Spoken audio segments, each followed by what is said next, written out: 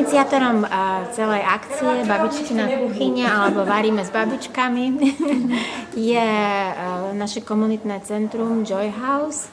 Naše deti, ktoré sú v Joy House, sú to zdravotne postihnuté deti. Raz do mesiaca prídu tuto do domu seniorov a pod vedením našej tety kuchárky, tety Ruženky sa učia variť tradičné recepty. Snažíme sa vyberať recepty, ktoré pomaly upadajú do zabudnutia, pritom sú jednoduché, čo sa týka tej prípravy, ale napríklad aj sú finančne nenáročné, sú zdravé a vlastne chceli by sme, aby výsledkom tohto celého projektu bola kniha receptov, kuchárska kniha, v ktorej autormi budú naše tety, naše deti a takisto študenti. Možno tento projekt aj preto vznikol, že sme čerpali z poznania, že kuchyňa je srdce domu. V kuchyni sa všetko varí, všetko chystá, všetko je a naozaj stmeluje obyvateľov. Takže tento projekt, ktorý má slúžiť na integráciu, je vlastne o tom, aby sa tu stretli tri rôzne generácie a aby si vymenili to, čo každý má a čo každý môže teda darovať tomu druhému.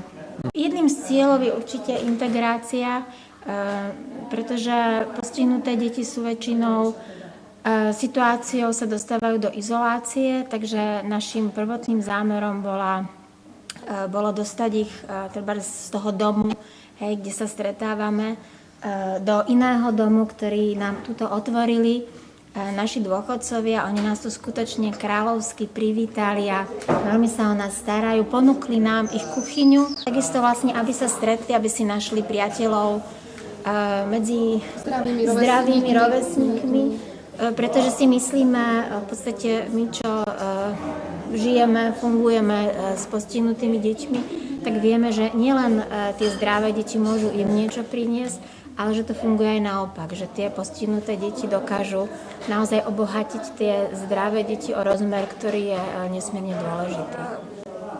Som nadšená od začiatku, vlastne touto myšlienkou, neviem prečo, ale som nadšená. Ináč mám rada veľmi spolupráce s niekým a toto mi tak prišlo ako vhod a veľmi obdivujem entuziasmus pani riaditeľky. Strašne sa mi ľúbi tie jej vízie do budúcna, by som povedala. Takže ročnice. Nejak ma to tak nadchlo proste. A tak sme si povedali, že to vyskúšame. V podstate dnešný deň je taký prvý, skúškový a prechádza to veľmi ako na dočakávanie moje. Všetko to tak ide, ako by sme sa to už spoznali minimálne 10 rokov. Stierajú sa tie rozdiely medzi zdravotne postihnutými a medzi úvodzovkách zdravými, že naozaj že musíte dlho sledovať, že teraz aby ste vedeli zhodnotiť, že kto kde patrí, na ktorú stranu.